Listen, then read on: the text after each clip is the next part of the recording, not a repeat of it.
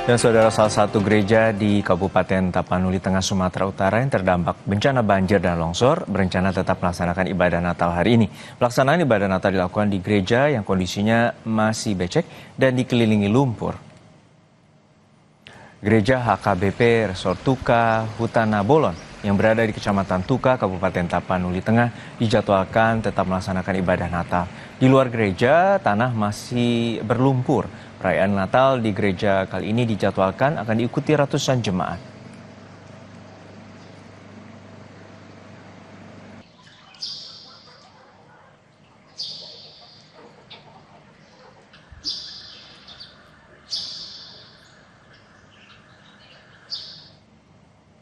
Musibah banjir bandang dan tanah longsor tidak memadamkan semangat Natal di Kabupaten Tapanuli Tengah Sumatera Utara. Kita akan bergabung dengan jurnalis Kompas TV Ferry Irawan dan juru kamera Roganda Malau. Ferry, untuk saat ini gereja telah bersiap untuk melaksanakan ibadah Natal. Lalu seperti apa kondisi dan juga persiapan di sana, terutama di wilayah gereja atau sekelilingnya masih berlumpur? Iya, Juno dan juga saudara, selamat siang. Sekitar pukul 11 lebih 15 menit waktu Indonesia bagian Barat tadi, ibadah Natal di gereja HKBP Resort Tuka Hutana Bolon, tempat kami melaporkan saat ini sudah memulai ibadah Natal. Ini menjadi satu-satunya ibadah Natal yang akan dilaksanakan hari ini di gereja ini karena biasanya jika kita bandingkan dengan tahun-tahun sebelumnya, ibadah Natal terbagi dalam dua termin di gereja ini. Termin pertama adalah termin yang dikhususkan untuk anak sekolah minggu yang biasanya memulai ibadah gereja dari mulai jam 7 sampai dengan jam 9 pagi. Dan termin kedua ini biasanya dimulai ataupun dikhususkan untuk jemaat yang sudah dewasa, memulai ibadah dari jam 10 pagi sampai dengan selesai. Kondisi gereja yang masih belum begitu memungkinkan, masih dipenuhi oleh air, ada juga tumpukan material sisa longsor seperti pasir dan juga kayu. Ini mengharuskan pihak gereja menyatukan ibadah Natal menjadi dalam satu termin saja. Dan itu yang tadi dimulai dari mulai jam 11 lebih 15 menit dan masih berlangsung sampai dengan saat ini. Ada sekitar 300 jemaat gereja yang umumnya merupakan warga yang tinggal di pengungsian Sipange dan mereka harus berjalan kaki sekitar 1 kilometer untuk melaksanakan ibadah Natal di gereja ini. Meskipun harus melewati genangan air, ada juga tumpukan kayu, namun kami tadi sempat menemui beberapa jemaat. Mereka mengaku tetap bersemangat, tetap bersuka cita dalam merayakan Natal hari ini. Selain di gereja HKBP Resort Atuka Hutana Bolon ini, Juno dan juga saudara, ada dua gereja lagi.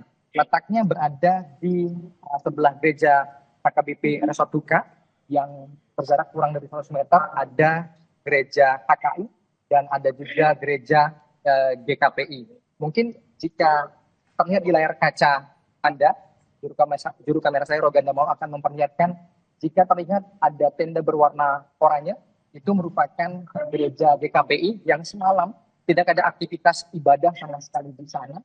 Namun hari ini kami melihat ada aktivitas ibadah Natal di sana. Namun berbeda, jika biasanya ibadah Natal ini dilakukan di dalam gereja, namun karena kondisi gereja ini dipenuhi oleh tumpukan lumpur, sehingga pihak gereja memutuskan untuk mendirikan tenda, menggunakan tenda milik BNPB dan kemudian melaksanakan ibadah di sana.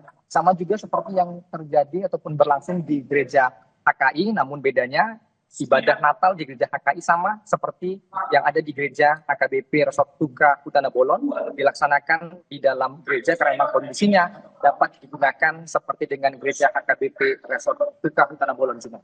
Ya Ferry, artinya untuk saat ini pelaksanaan ibadah malam Natal dilangsungkan pada siang hari ini karena kan situasi cuaca dan juga curah hujan yang cukup tinggi yang terjadi di wilayah Tapanuli Tengah. Ya benar Juno, memang kondisi cuaca yang seperti tadi malam turun hujan sehingga warga umumnya khawatir jika berada di sekitar gereja ataupun melaksanakan ibadah di gereja karena memang di depan gereja ini sebelumnya merupakan aliran sungai. Namun saat ini aliran sungai tersebut hilang, tertutup oleh pasir dan juga lumpur serta tumpukan kayu, sehingga jika hujan turun pada aliran air, maka aliran air ini akan mengalir ke pemukiman warga termasuk ke gereja. Sehingga ini yang dikhawatirkan oleh warga, termasuk juga pihak gereja, sehingga memutuskan untuk ibadah gereja sementara dilakukan pada siang hari. Tadi malam memang kami melihat ada ibadah misa malam Natal yang dilakukan di posko pengungsian Sipange. Namun ini yang belum dapat dipastikan kembali apakah malam ini apakah ibadah tersebut akan kembali dilakukan atau tidak. Ini yang kami akan tunggu bersama apakah ibadah Natal nantinya akan kembali dilakukan malam nanti di pengungsian Sipange, Kabupaten Tapanuli Tengah, Sumatera Utara. Baik, terima kasih atas laporan lengkap Anda, Jones Kompas TV, Ferry Irawan dan Regando Malau dari Tapanuli Tengah, Sumatera Utara.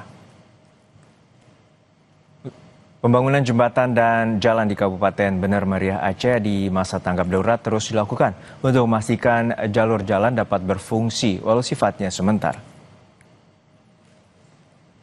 Salah satu jembatan yang tengah diperbaiki yakni jembatan Timang Gajah yang menghubungkan Kabupaten Bener Meriah dan Takengon. Masyarakat setempat bahu-membahu dibantu Kementerian PU dan TNI Polri membangun jalan serta jembatan alternatif yang putus. Pembangunan jembatan dan jalan di masa tanggap darurat dilakukan agar kebutuhan logistik warga serta evakuasi masyarakat tetap berjalan. Jalan dan jembatan alternatif Timang Gajah ditargetkan selesai pada akhir Desember 2025. Pada saat bencana banjir bandang pada akhir November lalu, ada 7 jembatan yang hancur dan menyebabkan terhambatnya akses transportasi. Setelah sekian lama kami masuk ke dalam ruas, kami bertahap telah mengerjakan mulai dari tepi Maneh, jembatan Belhi, terus jalan alternatif Werlah, tembus ke Simpang Lancang untuk menghindari jembatan Enang-Enang yang putus, dan ini kami lakukan untuk membuat jalan fungsional dulu, yang dimana untuk mengatasi jalur logistik dan evakuasi. Terjangan banjir bandang susulan kembali memutus akses jalan di kawasan Batu Busua, Kecamatan Pauh, Kota Padang, Sumatera Barat. Warga terpaksa kembali mendaki bukit untuk keluar dari perkampungan. Curah hujan tinggi pada Selasa malam kembali memicu banjir susulan di Batu Busua, Sumatera Barat.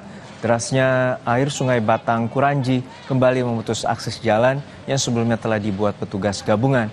Daerah ini pun kembali terisolasi. Untuk keluar masuk, warga terpaksa harus menapaki jalan terjal di punggung bukit sebagai jalur alternatif. Kini sejumlah alat berat sedang membuka jalur agar jalan darurat kembali dapat dilalui. Kadang hujan turun. Air kembali besar gitu. Yuk. Berarti untuk keluar ibu tadi lewat mana? Lewat bukit. Lewat bukit, terus turun ke bawah.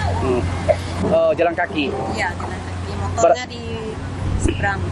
Berarti kemarin sempat terkurung juga di dalam. Iya. Nggak bisa lewat. Iya. Sejumlah wilayah di Kabupaten Pidijaya kembali dilanda banjir usai diguyur hujan deras pada Rabu sore. Belum sepenuhnya pulih, Kabupaten Pidijaya kembali dilanda banjir. Hujan deras menyebabkan permukiman warga tergenang.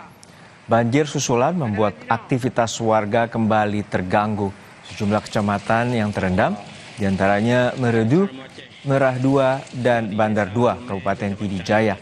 Banjir disebabkan oleh meluapnya sejumlah sungai. Selain merendam rumah warga, banjir juga menggenangi ruas jalan yang menghubungkan Kecamatan Merah 2, Meredu, dan Bandar 2. Warga diimbau tetap waspada karena intensitas hujan kembali tinggi.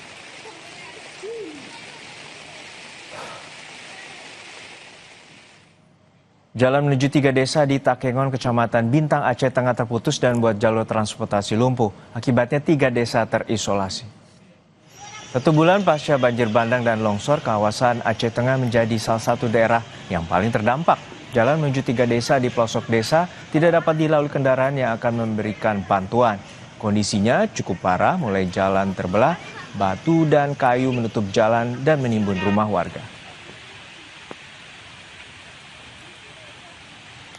Kerusakan transportasi ini bagaimana, Bang? Transportasi sementara lewat sebelah kanan ini tidak bisa. Mudah-mudahan ya pemerintah lebih cepat menanganinya, terutama dari alat berat agar bisa lebih cepat sampai ke sini.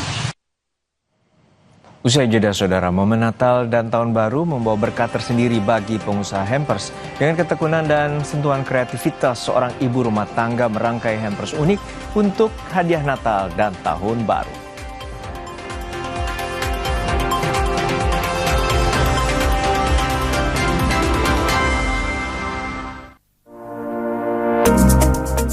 Berkat program Srikandi Care, Posyandu Flamboyan 1 kini memiliki fasilitas kesehatan yang lebih lengkap. Dukungan PLN UIP Sulawesi ini mencerminkan wujud nyata PLN untuk rakyat dalam meningkatkan kualitas layanan bagi balita, ibu hamil, dan lansia. PLN berharap program ini terus membawa dampak positif sehingga masyarakat dapat menikmati pelayanan kesehatan yang lebih nyaman.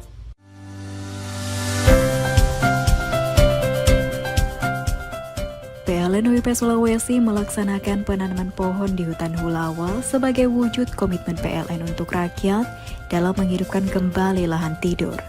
Dengan dukungan pemerintah dan masyarakat, kegiatan ini diharapkan mampu menjaga ekosistem dan memberi manfaat ekonomi bagi warga. Karena setiap bibit yang tumbuh membawa harapan bagi lingkungan yang lebih hijau. Melalui bantuan tahap kedua program Desa Berdaya, PLN kembali mendukung BUMDes Bintang Timur di Desa Beteleme. Gerobak listrik, tenan booth, serta pelatihan usaha mendorong warga lebih percaya diri mengembangkan UMK lokal. Langkah ini menjadi wujud nyata PLN untuk rakyat dalam memperkuat kemandirian ekonomi dan membuka peluang baru bagi masyarakat. PLN Unit Pelaksana Proyek Sulawesi Tengah memberikan edukasi kelistrikan kepada siswa SMK Negeri 3 Palu melalui program PLN Goes to School. Kegiatan ini membuka wawasan para pelajar tentang dunia energi dan peran strategis PLN. Inisiatif tersebut menjadi wujud kepedulian PLN untuk rakyat dalam memberikan motivasi, membangun generasi muda yang berwawasan luas. Hari minum kolagena, nyeri-nyeri, sakit sendi, hilang. Tadinya gue